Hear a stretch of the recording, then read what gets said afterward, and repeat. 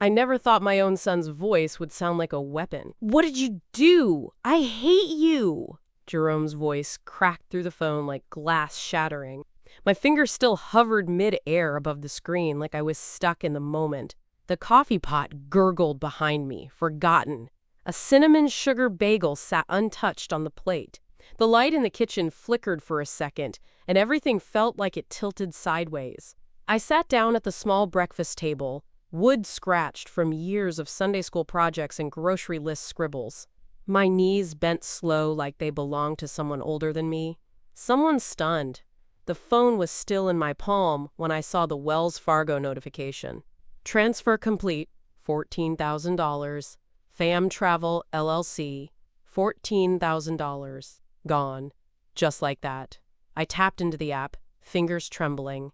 My checking account, number 6,392, sat at zero. No overdraft alert. No warning. Just vacuum silence and a date stamp. October 3rd, 2024, 9:12 a.m., 5 minutes before Jerome called me like I was the thief. He must have done it while I was asleep. I had given him login access last week. Just to check flights, he said. "Don't worry, Ma. I'll log out after." That's what he told me on the porch after I fed him, Michelle and her mother. Shrimp and grits, just like he liked. I stood up too fast and had to grab the back of the chair to stay upright. My own son, the one I used to rock to sleep through asthma attacks. The one who cried in the 9th grade because his shoes weren't Nike, and I saved up to buy him the pair with the orange swoosh. That same boy had just gutted me and left me to bleed financially. I called the only person I could trust in that moment, Mr. Langston from the Church Finance Committee. He'd handled offerings with integrity since 1995. "Mr. Langston," I said, swallowing down the sob that threatened, "I need help. Something's happened." "It's Jerome." He didn't ask what I meant. He just said, "I'm here, Sister Gaines. What do you need?" The clock ticked 9:20 a.m.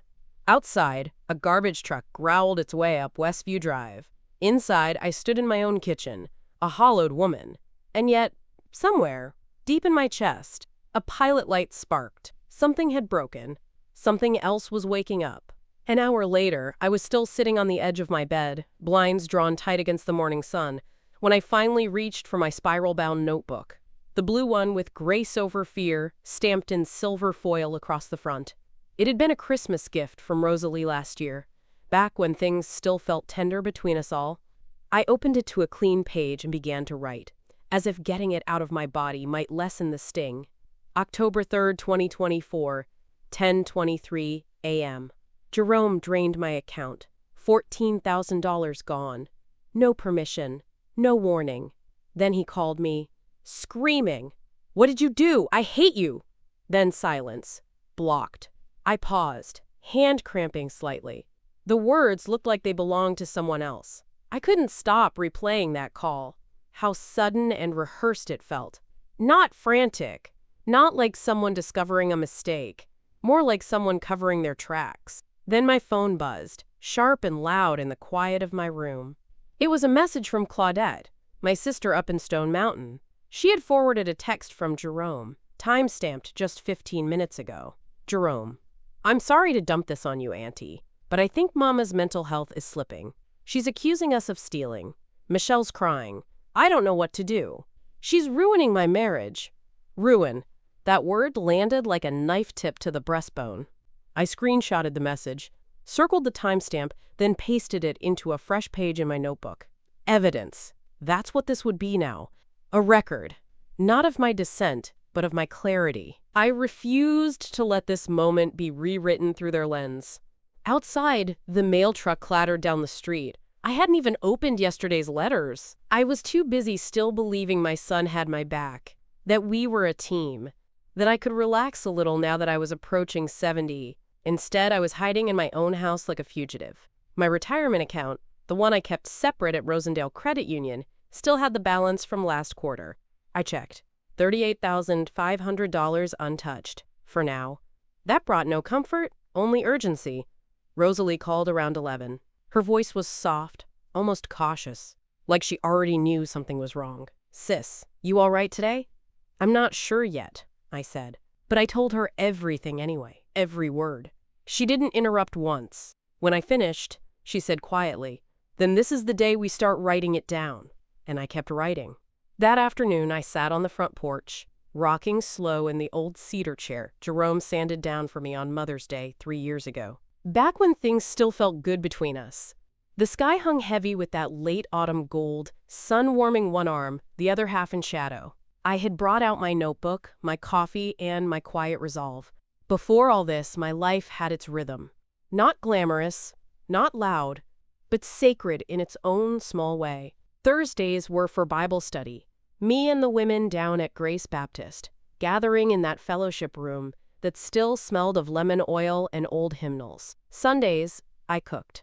I always made sure Jerome had a hot plate, waiting after service, even if he and Michelle showed up late, which they often did, all smiles and gloss, like guests at a banquet they didn't help prepare. The second Saturday of every month, I'd send $500 from my checking account to their shared one. That little thank you, they never really asked for, but always expected.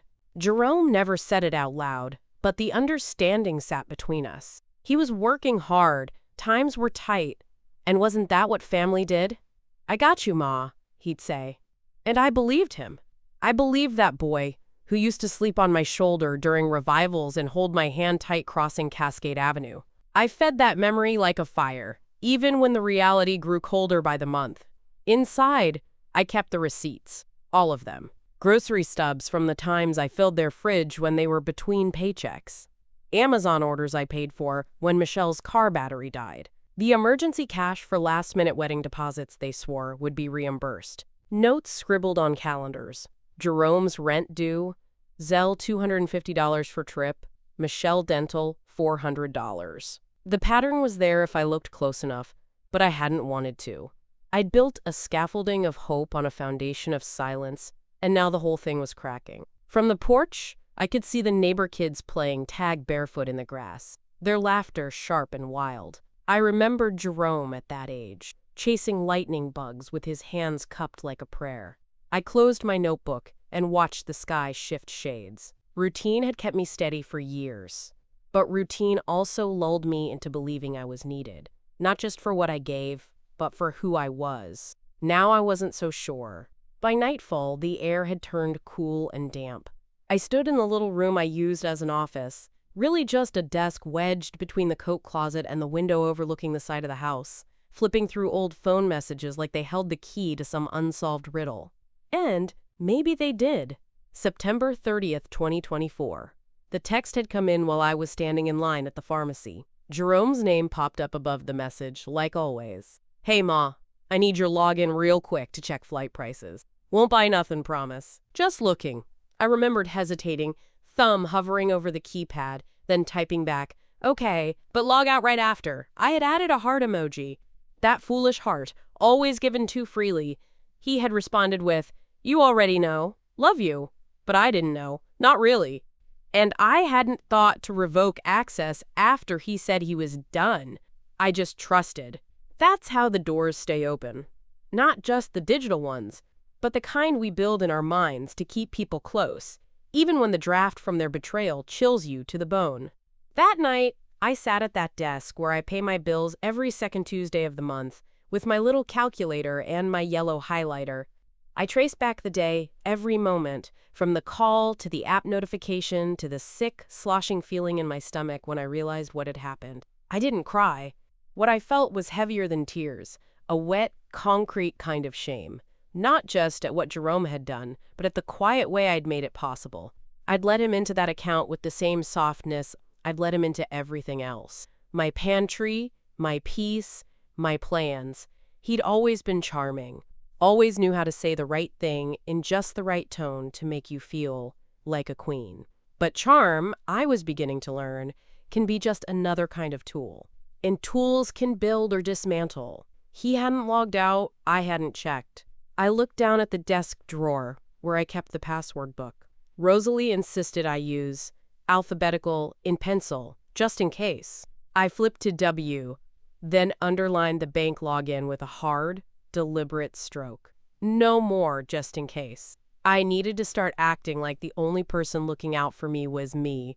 By sunrise on October 4th, I was already at the dining room table with my calculator, coffee cooling beside me, and the blue spiral notebook open wide like a confession booth. It was time to count. I had never put it all together in one place. It felt rude somehow to reduce love to numbers. But love, real love, doesn't drain you dry and then block your number. Love doesn't go sightseeing with your money and then cry foul when you lock the door. So I began where I always begin. Rent. From May 2021 to September 2024, that's 28 months. I'd been sending them $500 a month like clockwork. It wasn't always on the same day, but it always got there. Jerome never had to ask twice. $500 times 28 equals $14,000. Then came the extras. Birthdays, anniversaries, emergencies that always seemed to hit at dinner time. I flipped through the receipts I'd tucked into an envelope labeled Jer and Mitch, July 2022, $350 for Michelle's car repairs. March 2023, $200, Jerome's work boots and tools. December 2023, $700, their Christmas plus the baby shower for Michelle's sister.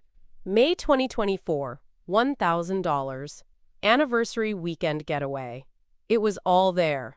Not in big, showy gestures, just steady drops in a leaky bucket. Total support outside of rent, $3,250. Groceries?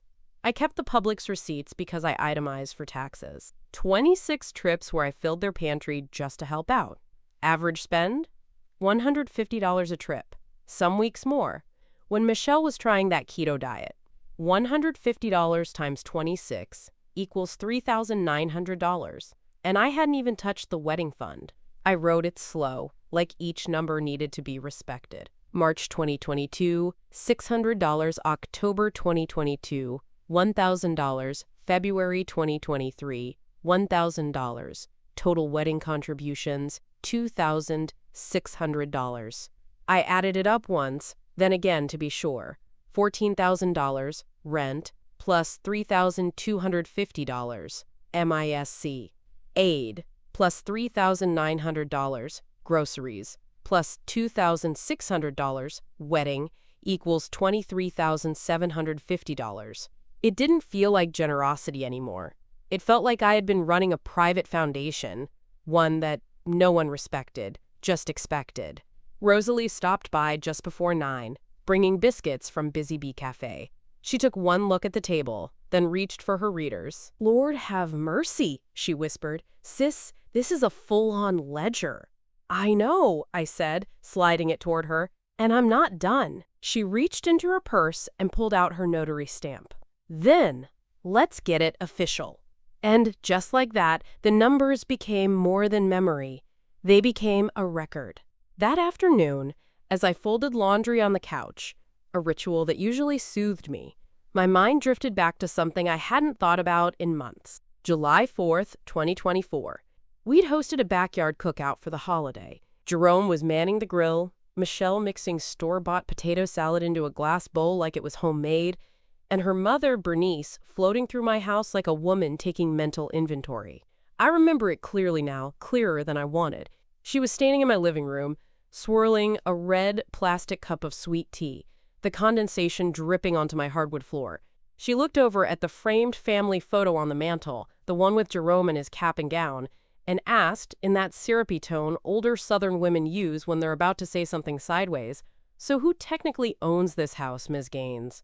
"You or the bank?" She chuckled like it was a joke, but I remember the way her eyes landed on my keys resting in the bowl by the door. "I mean, you got it in your name, right?" I laughed then, or tried to. I remember saying, "I bought it outright in 98. No mortgage since 2011.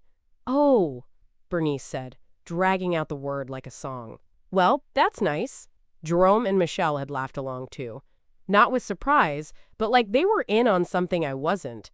At the time, I brushed it off. But now? That was the first crack in the floor. I went digging later that evening, scrolled back through my Facebook feed, and sure enough, Rosalie had posted a video from that cookout. 38 seconds long. You could hear laughter, clinking forks, gospel music playing faintly from someone's Bluetooth speaker. And at the 10-second mark, there was Bernice, standing in the doorway with my spare house keys in her hand, jingling them like wind chimes. I paused the video. Took a screenshot. Saved it. They'd been watching the walls long before they drained the bank. The next day, I stopped by the church and ran into Pastor Reggie in the parking lot. I asked him, casually, if he remembered the cookout. He nodded, smiled wide. Of course. I remember Bernice asking an awful lot of questions about property taxes. He said, chuckling, didn't think much of it. I did now. And I knew then, this wasn't just theft. It was strategy. The next morning, I drove down to the Georgia Power customer service office off Ralph David Abernathy, thinking I'd settle a billing error that had to be their mistake. The woman behind the glass, Miss Tilda, looked up at me with that mix of politeness and pity I recognized too well. Let me just pull up your account, Mrs. Gaines. She typed something, her nails clicking against the keyboard like a slow metronome. Looks like the September payment bounced. Twice. I blinked. That can't be right. I've had autopay for years. She turned the monitor slightly so I could see for myself. Insufficient funds, she said gently. On October 2nd, and again this morning, it tried to draft from your Wells Fargo checking. I felt the breath tighten in my chest. Of course it did. That account had been bled dry by Jerome's little family travel stunt. And here I was, standing in a lobby with flickering fluorescent lights, explaining to a stranger why my power bill didn't clear. I can pay it now, I muttered, reaching into my purse for my credit union card. Miss Tilda held up her hand. Tell you what, I'm going to waive the late fee for you. Just this once. I nodded, too stunned to argue. The receipt printed with a slow whine, and she handed it over like a peace offering. Keep an eye on your draft accounts, she added. Back in my car, I opened my messages. I had texted Jerome the night before. My power bill didn't go through. Something wrong with the bank? He had responded that morning, 4 laughing emojis and 1 line. Must be a glitch man shrugging medium skin tone. A glitch. Like $14,000 disappearing with some digital hiccup, a funny little blip in the system. I gripped the steering wheel and stared at the dash. My car clock read 11:42 a.m., and suddenly I hated how calmly it marked the passage of time, like nothing was unraveling. When I got home, I dug out the paper statement from last month's bill folder. Everything had been in order. Payment scheduled. Funds expected. Jerome had known what would happen, and he hadn't said a word. It wasn't just the theft anymore. It was the aftermath, the little humiliations that followed. The dominoes that fall when someone pulls a brick out of your foundation and then watches from a lounge chair in Cancun. And still, part of me was hoping, just a tiny part, that this was all some mistake he'd admit to and fix. But that part was shrinking by the hour. Sunday after service, I kept to the back pew like I often did when my knees ached. Normally, I'd linger after benediction, hug folks, check in with Sister Viola about her blood pressure, maybe hand Pastor Reggie a slice of sweet potato pie. But that morning, I moved slow and deliberate, my eyes scanning for whispers. I didn't have to look far. Over by the refreshments table, near the peach cobbler and little paper cups of lemonade, Sister Geneva was deep in conversation with 2 of the younger wives. As I walked past, their voices hushed in that exaggerated way, meant to signal restraint but guarantee you hear every word. Michelle told me she's real worried, Geneva said, tilting her head like compassion lived there. Said Mrs. Gaines might be slipping. You know, mixing things up. Money, confusion. I stopped mid-step. She said that? I asked, louder than I meant to, my hand resting on the chair back beside me. All 3 women turned like children caught sneaking candy before dinner. Geneva blinked fast. Oh, Sister Gaines, I didn't see you there. Yes, you did. There was a beat of silence, one of those thin, slicing pauses where everyone pretends not to understand. Then, one of the younger women offered a weak smile. Michelle's just concerned, is all. I took a deep breath, smoothed my skirt, and walked away without another word. I didn't trust myself to speak. Not in the Lord's house. It wasn't until I reached the far end of the fellowship hall, by the storage closet, with the stained glass cross etched on the door, that I felt Pastor Reggie's presence. He didn't say my name, just stepped beside me, hands clasped behind his back. You all right, Sister Gaines? I hesitated, then nodded once. But he saw more than I said. I've been hearing things too. Unfounded things. Folks with half the story speaking whole lies. I looked up at him then, my throat tight. They're trying to turn me into the problem. He didn't answer right away, just offered that quiet, sturdy kind of support that doesn't need grand gesture. Let's talk soon, he said. When you're ready. I watched the women's circle dissolve behind me like sugar and hot tea, their gossip laced with fake sympathy and misdirection. Michelle hadn't just emptied my account with Jerome. She was spending something else too. My name. That night, I sat in my bedroom with the curtains drawn tight against the porch light. The clock blinked 12:03 a.m. I hadn't turned on the lamp. Darkness suited me better than the half-light of pretending. I'd called Jerome earlier that evening. Not to fight, not to accuse, just to talk, just to understand. The phone rang 6 times, then went to voicemail. I didn't leave a message. 20 minutes later, I opened Instagram. I don't know what I was expecting. Maybe silence. Maybe a photo of my grandson from Michelle's sister. Something ordinary. What I saw instead was a video clip, shimmering with filters and fake sunlight. Michelle in a wide-brimmed hat, holding a frozen drink the color of watermelon. Jerome standing behind her, grinning, his arm draped over her shoulder like a prize he'd won. The caption, Family First Palm Tree, hashtag, blessed hashtag deserve it. The location tag read Cancun, Mexico. I sat perfectly still, the phone heavy in my palm. A single thought bloomed so sharp it hurt. They planned this. The $14,000 transfer now had a destination. Fam Travel LLC wasn't some anonymous scam. It was the booking agent. I tapped through Michelle's story, frame by frame, each picture more lavish than the last. Poolside brunch, spa robes, beachfront views. Then one image stopped me cold. It was Jerome's boarding pass, posted half playfully, half bragging, a tiny caption underneath. Upgrade life. Departure date, October 3rd, 2024, the same day he emptied my account.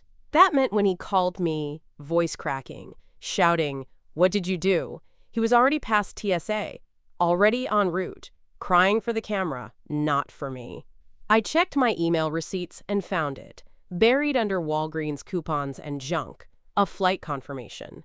Delta Airlines, billed to my Wells Fargo card. $976.82, booked 2 days earlier, September 30th, the same day he'd asked for my login, just to check prices. There it was, the timeline, the evidence, the betrayal pressed into pixels. But what haunted me most wasn't the money, or the trip, or even the lie.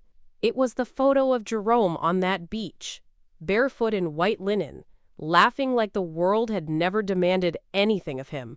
I locked my phone and let it slide to the floor. There would be no more phone calls, no more gentle invitations to explain himself. Whatever I'd thought we had, the trust, the bond, the grace, I'd been the only one holding it. And tonight, I set it down. By morning, the ache in my chest had turned to steel. Not anger, something colder, sharper.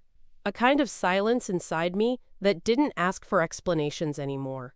At 9:30 a.m. sharp on October 7th, I walked into the Atlanta Postal Credit Union branch, wearing my dark gray wool coat and the flats I reserve for serious business. Ms. Dara, the teller who'd helped me open my first account there back in 2009, looked up and gave me a polite smile. "Morning, Mrs. Gaines. How can I help?" "I need to lock everything," I said quietly. "Accounts, pins, transfers, everything." Her face didn't flinch. She simply nodded and gestured for me to come around the counter toward her desk. We moved through it step by step. I sat upright, my notebook open beside me, my notes crisp.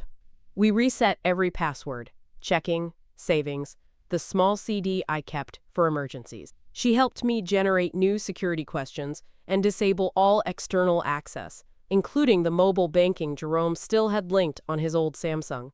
When we reached the section about authorized users, she paused. "You had someone listed for limited access, Jerome Gaines. Would you like to maintain that?" "No," I said, flat and final. "Remove him completely." She clicked something. Done. I let out a breath I hadn't realized I'd been holding. Ms. Dara reached across the desk with a sheet of paper and a soft voice. "These are your new credentials. You'll want to store this somewhere safe. I'm printing a confirmation of every change we made today." I nodded. My hands didn't shake. As I waited for the printer to hum awake, my phone vibrated once. "A new message from Jerome. You're making this worse. Just stop." No mom, no apology, just an order. Wrapped in guilt, I deleted it. Miss Dara handed me the stack of confirmations. Every new password, every authorization change, every safeguard. She looked at me for a long second, then said, "You're doing the right thing. Don't let anyone talk you out of protecting what's yours." I sat in my car outside the bank for a long while. The engine idled, the windows up, silence thick as insulation. My purse lay open on the passenger seat, papers neatly stacked, each one a boundary newly drawn. I sipped the last of my lukewarm coffee and reached for my phone. Next step. I opened the joint credit account app, one I hadn't used in months. That card had been for emergencies, Jerome's idea back when Michelle was still working part-time at the dental office and their water heater broke. I'd left it open, unused, more out of habit than purpose. But I wasn't leaving anything half done today. Inside the portal, I saw the latest charges. 4 hotel transactions in Playa del Carmen, a designer store purchase, and a spa payment. Total, $1,146.12 in 3 days. All posted October 3 to 6. I hit Report Fraud. Then, Close Account. The app confirmed. Your dispute has been filed. Account status, canceled. 10 seconds later, Michelle's voice slid into my voicemail like syrup over scorched earth. "Renee, I really think you should reconsider. You're not just hurting us, you're hurting yourself. You'll regret this. We're family." I listened to the message twice. Not for the words, those were empty, but for the tone underneath. No apology, no pause, just control wrapped in concern. I saved it to my archive folder labeled Voice Proofs. Then I called the fraud line. Mr. Elgin Harper, the APU fraud officer, picked up on the second ring. His voice was clipped but kind, the kind of man who's seen everything twice and knows how to move fast. "I'm looking at your file, Mrs. Gaines," he said after I verified my identity. "Looks like you've done the hard part already. Locked accounts, filed disputes. But let's go ahead and file the fraud affidavit formally. I'll walk you through it." 20 minutes later, I had the confirmation in my inbox and a copy queued for print at the library. Elgin said they'd begin the investigation within 48 hours, and I'd hear back by early next week. As I ended the call, I looked out the windshield and saw my own reflection in the glass. Stern, calm, older than I remembered, but steady. There was no undoing what they'd done. But I had just canceled the card they were still using in Paradise. They didn't know it yet, but their vacation had an expiration date. The next morning, I walked into the West End Library with my flash drive in one hand and a tote bag filled with receipts in the other. I'd brought it all: printed statements, Zelle screenshots, bank logs, gift receipts, old texts from Jerome, and the official fraud documents Elgin Harper sent me. The librarian, Tamika, waved me over with that warm familiarity you only get from someone who's seen you checking out church bulletins and gardening books for years. "Need the computer station today, Ms. Gaines?" "I need a few hours," I said, setting down my tote. "And I'll need to print a lot." Tamika didn't blink. She walked me to the back corner where the air was cooler and the light gentler. "Take your time," she said. "I'll be up front if you need help with anything." I plugged in the flash drive and opened the folder I'd labeled the night before. Account breach final. Everything had been renamed, numbered, and dated. This wasn't just a collection. It was a case. 1. Wells Fargo transfer, October 3rd, $14,000 to FAM Travel LLC 2. Delta Airlines booking receipt, September 30th, $976.82 3. Joint credit card activity, October 3 to 6, $1,146.12 4. Text thread from Jerome, September 30th. Need your login for a flight quote. 5. Screenshots of Instagram vacation posts, timestamps matching purchase, date 6. Power bill failure notice, October 5th. Insufficient funds 7. Michelle voicemail, "You'll regret this." 8. Claudette's forwarded message. Jerome accusing me of mental decline. I printed each item with a label in the corner, like a legal file. I even created a cover sheet. Gaines Household Financial Breach, Supporting Documents, compiled by R. Gaines. 2 hours later, I left with a manila folder thick as a court case and a backup copy saved to a USB. Tamika helped me bind the printouts, no questions asked. "These for the lawyer?" she asked softly as I tucked everything into my tote. "For whoever needs to see the truth," I replied. She nodded once, the way Black women do when there's nothing more to say, just shared understanding.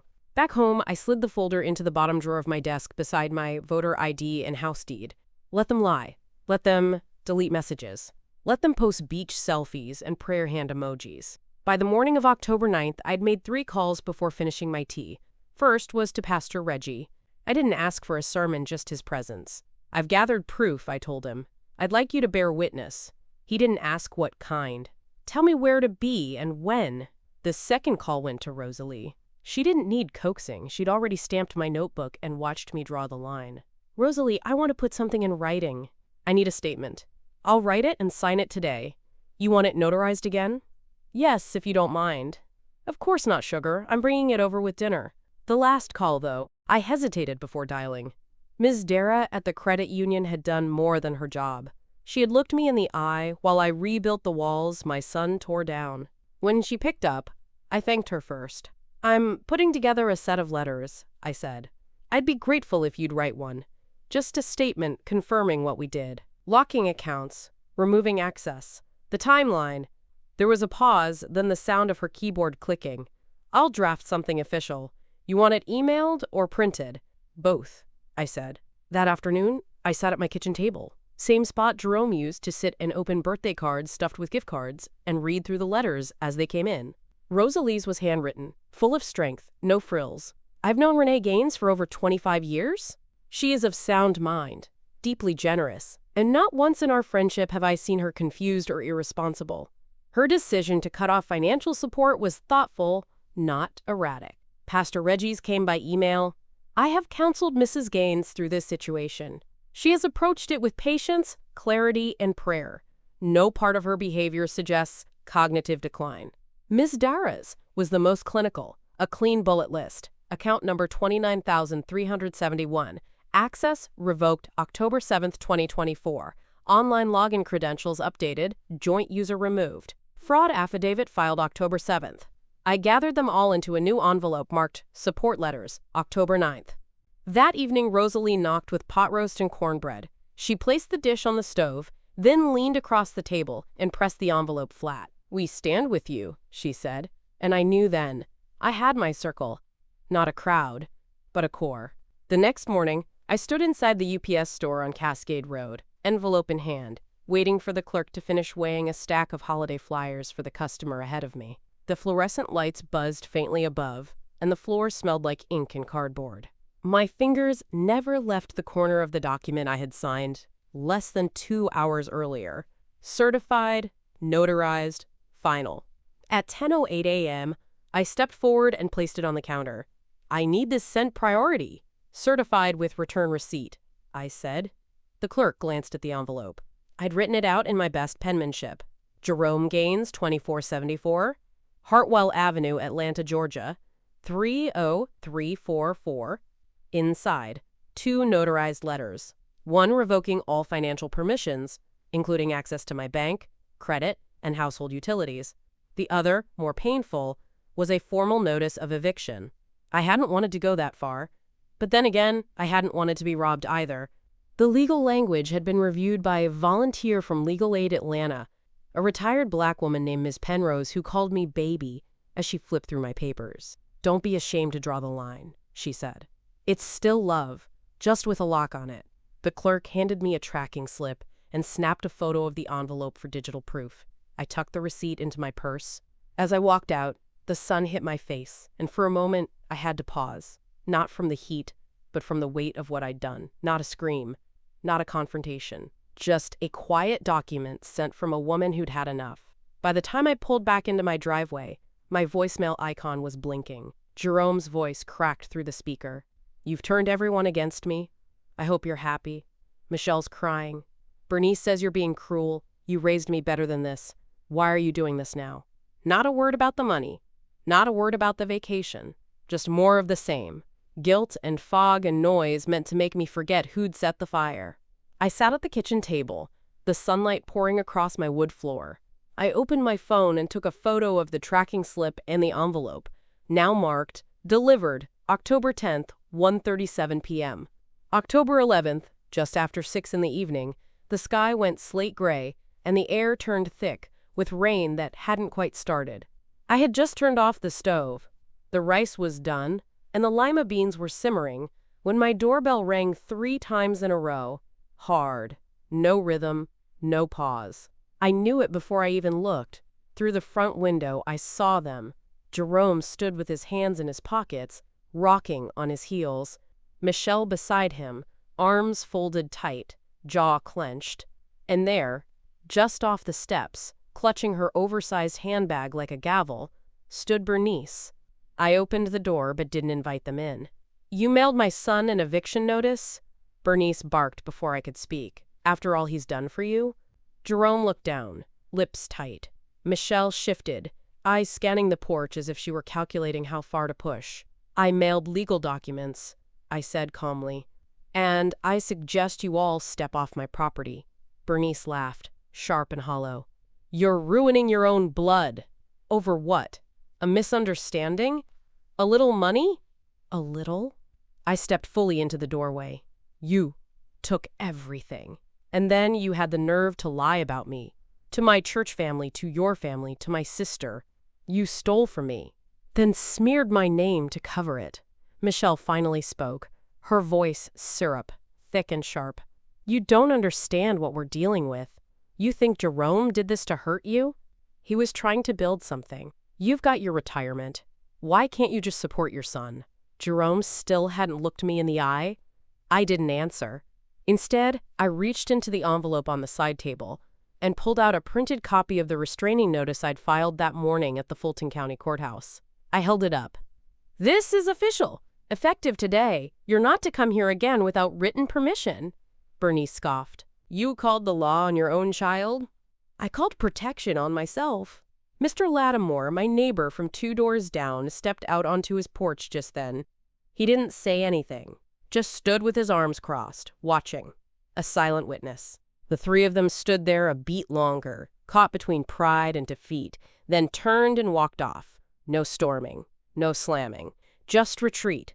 I closed the door, locked it, slid the notice back into its file, and exhaled. On the evening of October 12th, I arrived at Grace Baptist Church 15 minutes early, papers in hand and heart steady. The boardroom smelled faintly of lemon oil and old carpet, a scent I knew well.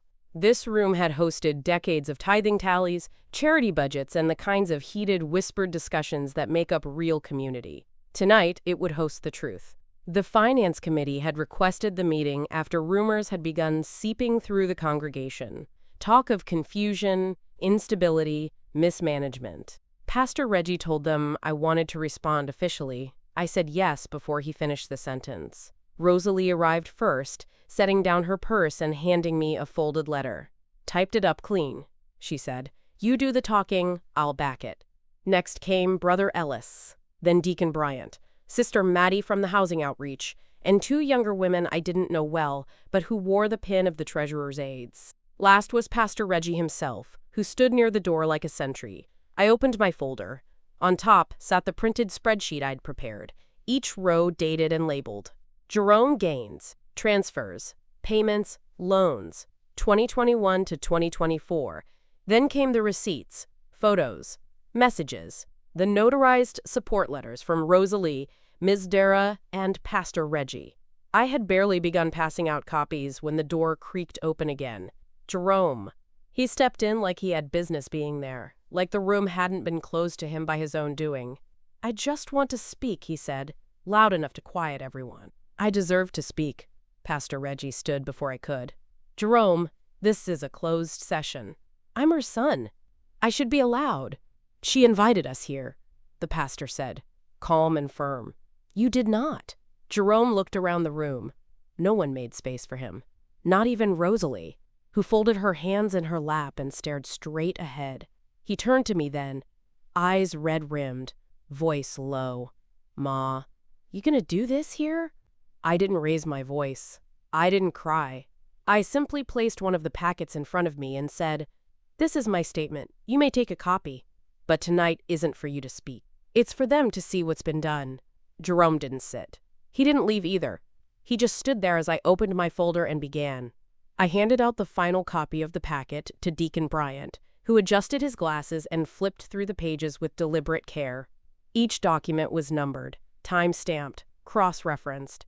I'd spent the entire week making sure nothing was out of place. At the top of every packet was the title: Gaines Financial History, Transfers, Access, Revocations. Jerome remained standing near the back wall, arms folded tight, jaw clenched. Michelle wasn't there. Rosalie said she'd been posting cryptic Bible verses all day, the kind meant to signal suffering without accountability. I clicked the USB drive into Pastor Reggie's laptop. The spreadsheet appeared on the projection screen above the head table. "This is a record?" I began, voice level. "Of all funds sent, spent, and lost under my name between March 2021 and October 2024, most of it went to my son and his wife. None of it was stolen until the last act, on October 3rd, when $14,000 was withdrawn from my checking account without permission. You'll find the documentation in tab 3.